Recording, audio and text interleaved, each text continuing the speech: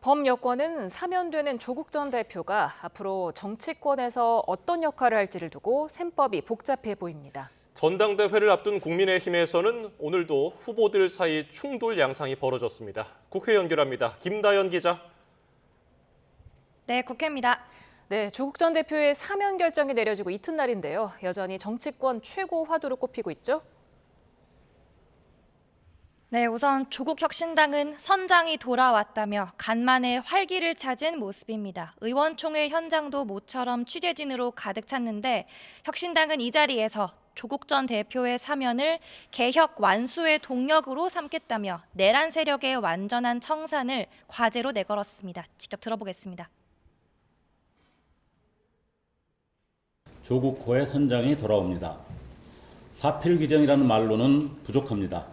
이는 뒤틀린 정의를 바로잡는 첫걸음이 될 것입니다. 더불어민주당도 반기는 분위기입니다. 정청래 대표도 자신의 SNS에 이재명 대통령의 고유 권한인 특사를 존중하고 환영한다면서 조국, 최강욱 등 고생 많았다, 또 축하한다라고 적었습니다. 사면이 확정된 최강욱 전 의원은 SNS에 더 성찰하고 착하게 살겠다면서도 윤두머리, 즉 윤석열 전 대통령을 절대 용서하지 않겠다며 자신이 정치 검찰의 피해자라는 점을 에둘러 주장했습니다. 조 전 대표가 이른바 검찰에 도륙당했다는 발언까지 나왔는데 관련 발언 들어보겠습니다.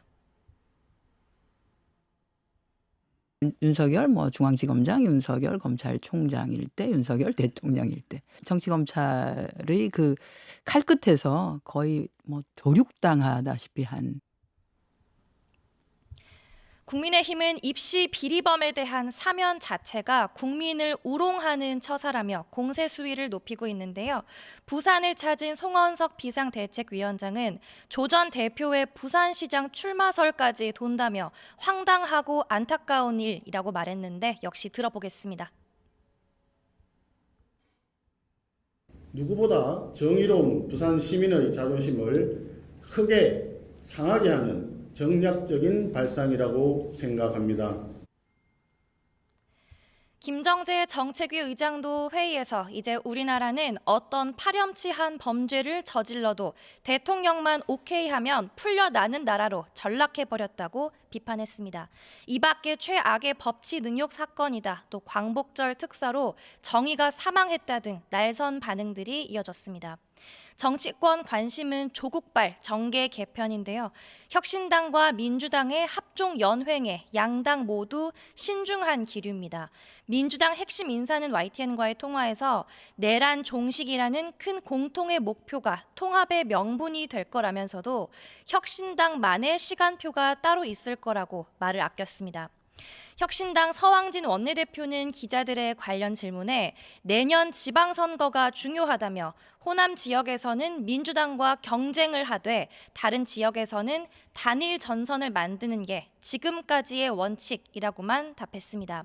앞으로 범여권 정치 지형의 지각 변동이 예상되는데 민주당은 혁신당을 범여권, 대통령실에서는 야당이라고 표현하는 등 미묘한 온도차도 감지됩니다.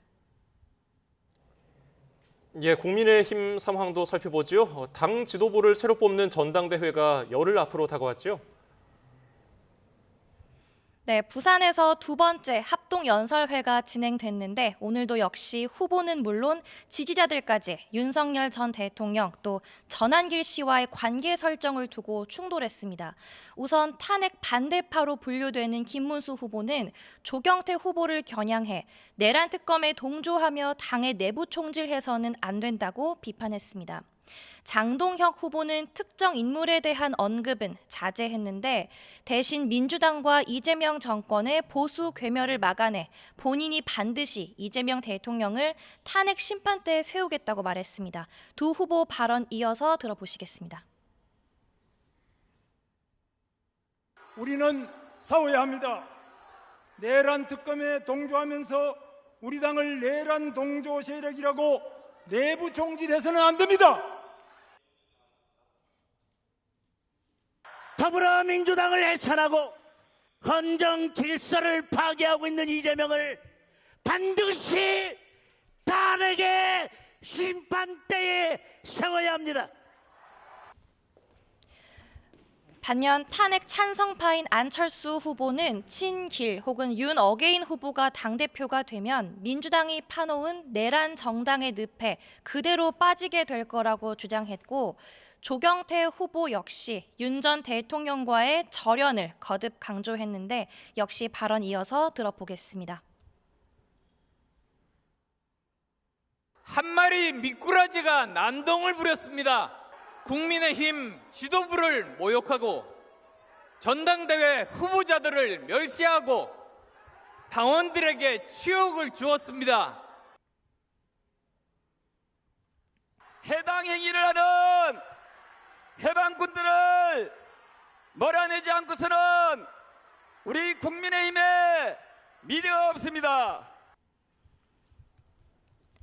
전한길 씨는 당의 징계 절차가 시작됐고 또 행사장 출입도 금지당한 상황이라 현장에 나타나지 않았고 대신 인근에서 유튜브 방송을 진행하며 장외 여론전을 이어갔습니다.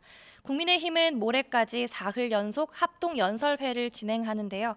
차기 당대표는 당심 민심 8대2의 비율로 22일 선출되고 과반 득표자가 없으면 결선 투표를 거쳐 오는 26일 결정됩니다. 지금까지 국회에서 YTN 김다연입니다.